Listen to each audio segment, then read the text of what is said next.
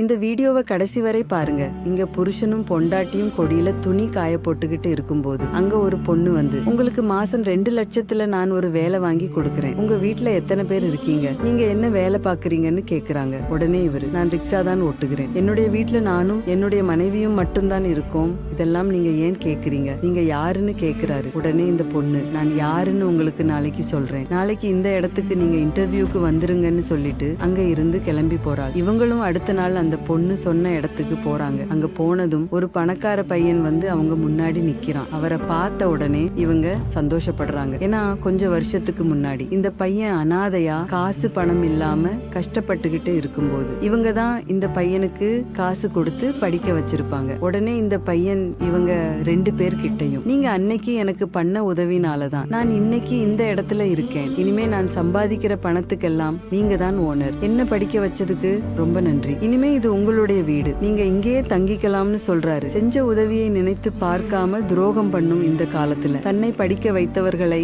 நம்ம கைவிடக் கூடாதுன்னு நினைச்சு அவர்களை தன்னோட வீட்டிலேயே தங்க வைத்துக் கொள்ளும் இவருடைய செயல் உங்களுக்கு பிடிச்சிருந்தா இந்த வீடியோவுக்கு ஒரு லைக் போட்டு கமெண்ட்ல சூப்பர்னு கமெண்ட் பண்ணுங்க.